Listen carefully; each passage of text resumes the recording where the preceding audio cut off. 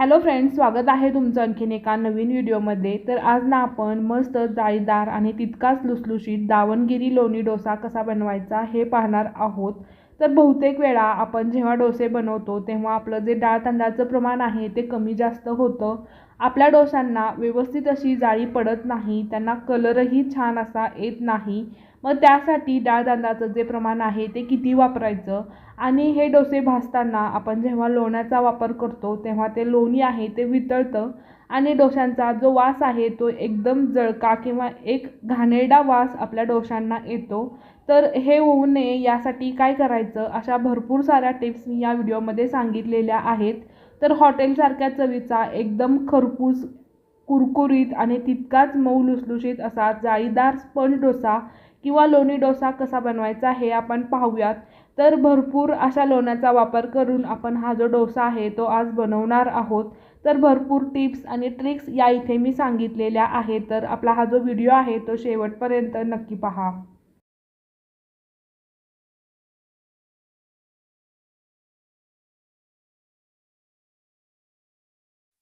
तर डाळ तांदळाचं जे प्रमाण आपण घेणार आहोत ते प्रमाण अत्यंत परफेक्ट असं घ्यायचं आहे। कोणतेही डाळ किंवा तांदूळ जास्त झाली तर आपल्या डोशांची चव बिघडू शकते। तर या इथे मी रेशनचा तांदूळ घेतलेला आहे आणि घरी अवेलेबल असणारी कोणतीही ग्लास किंवा वाटी तुम्ही या इथे घेऊ शकता। तर व्हिडिओमध्ये दाखवलेली ही वाटी मी वापरलेली आहे आणि 4 वाटी तांदूळ या इथे मी घेतलेले आहेत। हे जे तांदूळ आहेत यामध्ये भरपूर धूळ वगैरे असते, तर तांदूळ स्वच्छ करून आपल्याला घ्यायची आहेत। आणि सेम त्याच वाटीने या इथे मी 2 वाटी उडदाची डाळ वापरलेली आहे। तर या इथे डाळीचं जे प्रमाण आहे उडदाच्या डाळीचं ते थोडंसं जास्त आपल्याला घ्यायचं आहे। तर 4:2 असं मी प्रमाण घेतलेलं आहे। आणि सेम त्याच वाटीने अर्धी वाटी साबुदाणे आणि अर्धी वाटी हरभऱ्याची डाळ मी या इथे वापरलेली आहे। तर आपल्या डोशांना एक व्यवस्थित अशी चव येण्यासाठी किंवा जाळी छान येण्यासाठी या इथे उडदाच्या डाळीचं जे प्रमाण आहे ते आपण नॉर्मली जो पेपर डोसा बनवतो त्या डोशाच्या तुलनेने थोडंसं जास्त या इथे आपल्याला उडदाची डाळ वापरायची आहे। तर या इथे सर्व जे डाळ तांदूळ आहेत ते मी एकाच पातेल्यामध्ये भिजण्यासाठी ठेवणार आहे, कारण वातावरण थंड आहे आणि बॅटर फर्मेंटेशनसाठी आपल्याला यामध्ये थोडंसं बॅक्टेरिया तयार करून घ्यायचा आहे। तर त्यासाठी आपल्याला सर्व डाळ तांदूळ एकाच पातेल्यामध्ये भिजवून घ्यायचे आहेत। तर तांदळामध्ये आणि डाळीमध्ये असणारा कचरा वगैरे आपल्याला स्वच्छ करून 2 ते 3 वेळा ही जी डाळ आहे ते धुवून घ्यायची आहे। त्यानंतर हवं तितकं पाणी आपल्याला यामध्ये टाकून पूर्ण रात्रभरासाठी हे जे डाळ तांदूळ आहे ते भिजण्यासाठी ठेवून द्यायचे आहेत। तर या इथे पूर्ण रात्रभर आपली जी डाळ आहे ती भिजलेली आहे।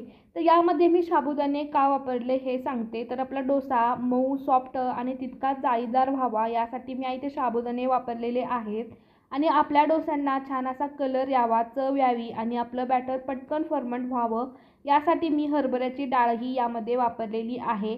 तर दुसऱ्या दिवशी सकाळी मिक्सरच्या छोट्या भांड्यामध्ये थोडं थोडं डाळ आणि तांदूळ आपल्याला अशा पद्धतीने एकदम बारीक असं वाटून घ्यायचं आहे, जेणेकरून आपलं जे डोसे आहे ते थोडेसे कुरकुरीतही होतील। सर्व जे डाळ तांदूळ आहे ते मी मिक्सरच्या छोट्याच भांड्याचा वापर करून व्यवस्थित असं एकदम बारीक वाटून घेतलेलं आहे। तर सर्व बॅटर आपल्याला एका मोठ्या भांड्यामध्ये फर्मेंटेशनसाठी ठेवून द्यायचं आहे। तर त्यानंतर मी सेम तेच पातेलं वापरलेलं आहे, कारण पातेलं मोठं आहे आणि मला व्यवस्थित असं ते हँडल करता येतं। बॅटर फर्मेंट झाल्यानंतर आपल्याला ते दुसऱ्या भांड्यामध्ये शिफ्ट करू शकतो आपण।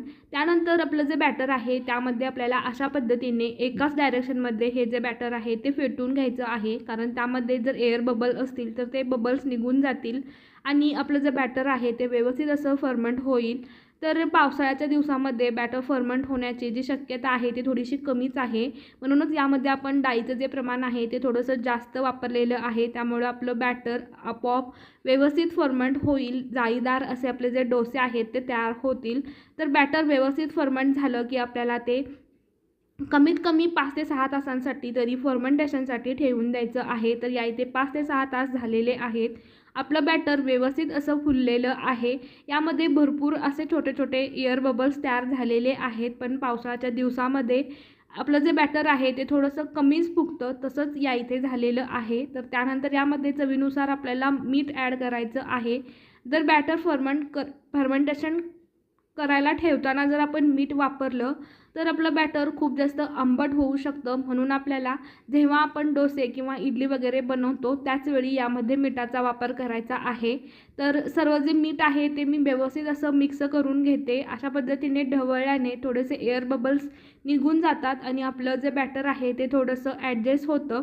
तर तुम्हाला तुमचं बॅटर खूप जास्त घट्ट वाटत असेल तर यामध्ये थोडंसं पाणी ॲड करा.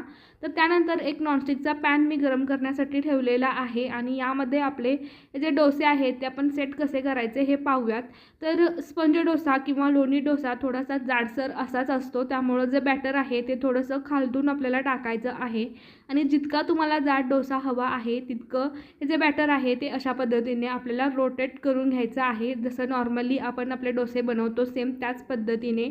तर डोशाला कशा पद्धतीने जाळ्या सुटलेल्या आहेत त्या तुम्ही ते पाहू शकता. एकदम लुसलुशीत असा हा डोसा तयार होतो आणि तो तव्यापासून अगदी इझिलीही निघतो.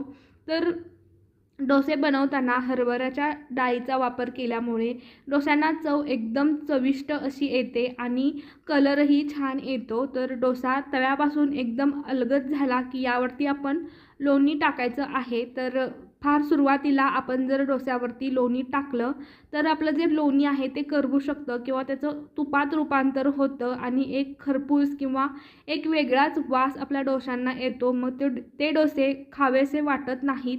जेव्हा आपला डोसा व्यवस्थित असा भाजला जातो त्याच वेळी आपण डोशावरती तूप ॲड करायचं आहे. तर तुमच्याकडे लोणी नसेल तर तुम्ही तूपही यामध्ये ॲड करू शकता किंवा बटर जरी लावलं तरी चालेल.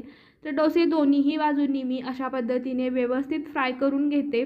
जर तुम्हाला खूप जास्त जाड डोसे नको असतील तर तुम्ही याच बॅटरपासून पेपर डोसेही बनवू शकता. तर एकदम छान असा कलर आलेला आहे आणि मला हे डोसे थोडेसे कुरकुरीत हवे होते म्हणून मी थोडेफार कुरकुरीतच हे भाजून घेतलेले आहे. तर तुम्ही तुमच्या आवडीनुसार यावरती जे लोणी किंवा बटर तूप काहीही तुम्ही आवडीनुसार कमी जास्त नक्कीच करू शकता.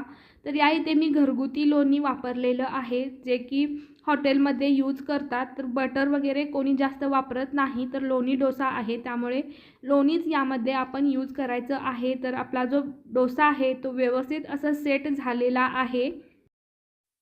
डोसा छान व्यवस्थित कुरकुरीत असा भाजून झाला की आपण तो बटाट्याची भाजी आणि नारळाच्या चटणीसोबत नक्कीच एन्जॉय करू शकतो. तर तुम्ही तुमच्या आवडीनुसार पातळ किंवा जाड कसेही डोसे या इथे बनवू शकता.